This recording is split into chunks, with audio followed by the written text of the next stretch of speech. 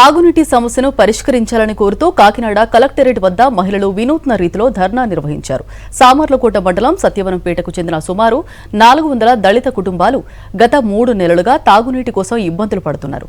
ఎన్నోసార్లు అధికారులకు విన్నవించుకున్నా పరిస్థితి చక్కబడకపోవడంతో మహిళలు బిందెలతో కాకినాడ కలెక్టరేట్ వద్దకు వచ్చి ఆందోళన చేశారు. అనంతరం కలెక్టర్కు వినతి పత్రం అందించారు.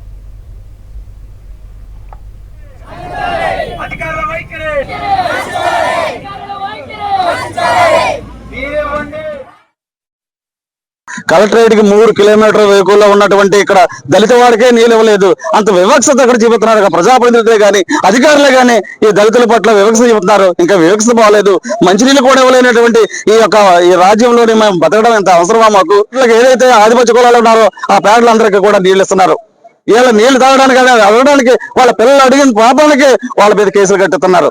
అంటే కలెక్టరేట్ కి 3 కిలోమీటర్ల వేకుల్లో ఉన్నటువంటి ఈ గ్రామానికి నీళ్లు ఇవ్వకపోయి వాళ్ళ మీద దౌర్జన్యం చేసి వాళ్ళ మీద కేసులు కట్టి వాళ్ళ నీళ్లు ఇవ్వకుండా చేస్తారంటే అక్కడ రాజప్ప గారి పరిపాలన ఏ విధంగా ఉన్నదనేది ఒకసారి మీరు అందరూ గమనించాలని చెప్పి సందర్భంగా తెలుస్తున్నారు.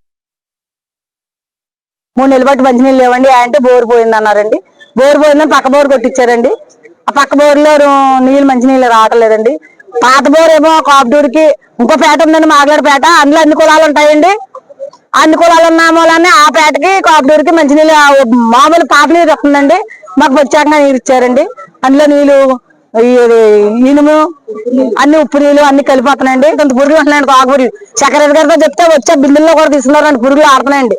అలాంటి నీళ్ళు ఎక్కడి నుంచి పంపేస్తున్నారో ట్యాంకులు తెలియదండి.